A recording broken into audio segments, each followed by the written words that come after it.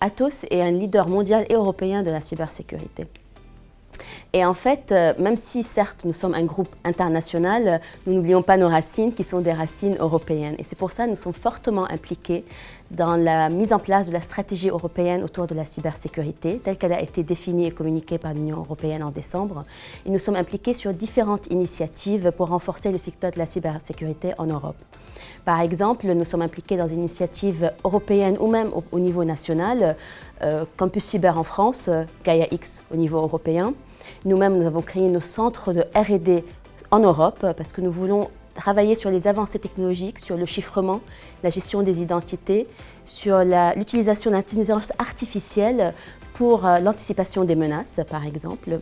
Et aussi, nous avons mis en place nos centres opérationnels de sécurité, les SOC. Nous avons 7 SOC européens en Europe pour pouvoir accompagner en fait nos clients qui ont ce besoin de souveraineté et aussi travailler collectivement avec le secteur public et privé pour l'autonomie européenne en termes de cybersécurité.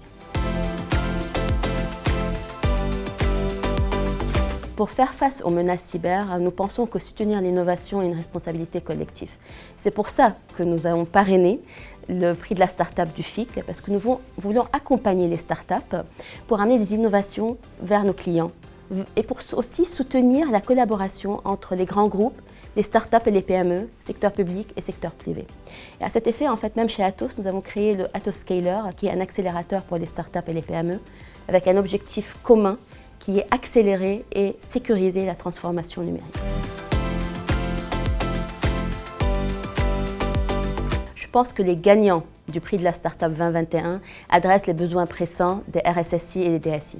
Ils amènent de la visibilité, de l'efficacité et de l'agilité dans la gestion de la cybersécurité. Hubble, GateGuardian, Hackweety, ces 3 gagnants ont su comment amener de l'innovation et même de l'innovation disruptive pour adresser ces besoins-là. Félicitations aux gagnants. C'est un projet ambitieux, mais c'est un projet nécessaire. Il faut qu'on puisse aider nos startups françaises et européennes et qu'on puisse aider nos licornes pour pouvoir amener de l'innovation en cybersécurité. Ce besoin de souveraineté et d'autonomie stratégique en cybersécurité est essentiel. Je pense qu'il faut qu'on se focalise sur cet objectif-là parce que si on n'arrive pas à créer des licornes et à créer des startups qui vont réussir, nous n'allons pas réussir notre pari en cybersécurité et ça veut dire la révolution numérique ne va pas réussir parce que sans cyber, ça ne passera pas.